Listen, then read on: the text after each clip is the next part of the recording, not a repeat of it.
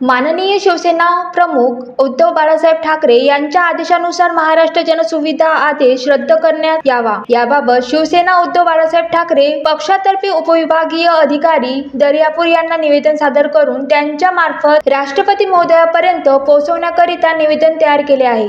आज सर्व पक्षाच्या वतीने शासनाचा निषेध करण्यासाठी हा जनआक्रोश आज इथं दर्यापूर तहसीलमध्ये आलेला आहे आणि त्याच्यासोबत आम्ही शिवसेना उद्धव बाळासाहेब ठाकरे पक्षाचे सर्व पदाधिकारी आणि कार्यकर्ते आज जनआक्रोश मोर्चाचा निषेध करण्यासाठी इथं जमलो। मागील सुद्धा या जन सुरक्षा कायद्याच्या विषयी निषेध मोर्चा काढण्यात आला होता, परंतु त्याच्यावर काही अंमलबजावणी होत नाही।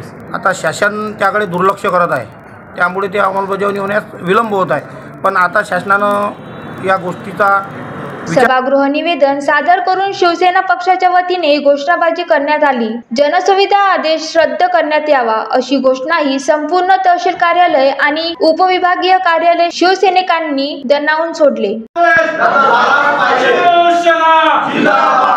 निवेदन सादर करताना युवासेना जिल्हा प्रमुख अंकुश पाटील कवडकर, जिल्हा समन्वयक प्रदीप वडतकर, महिला आघाडी जिल्हा प्रमुख अलका पारडे, विधानसभा संघटक बबनराव विल्हेकर, तालुका प्रमुख प्रमोद धानोरकर, युवासेना तालुका प्रमुख सागर गिरे, शिवसेना शहर प्रमुख गोपाल अग्रवाल, युवासेना शहर प्रमुख रुपेश मोरे, उपशहर प्रमुख दीपक बगाडे, महिला आघाडी उपतालुका प्रमुख अर्चनाताई पखाले, भाजप पक्षाचे बाळासाहेब कुटेमाटे, पूजाताई रामावत, दिनकरराव मुळे, शुभम विल्हेकर, मंगेश पारडे, संतोष हागे, उमेश बुरे, आकाश साबळे, पंकज राणे, निलेश पारडे, योगेश कावडकर, रवी जाधव तसेच शिवसैनिक उपस्थित होते।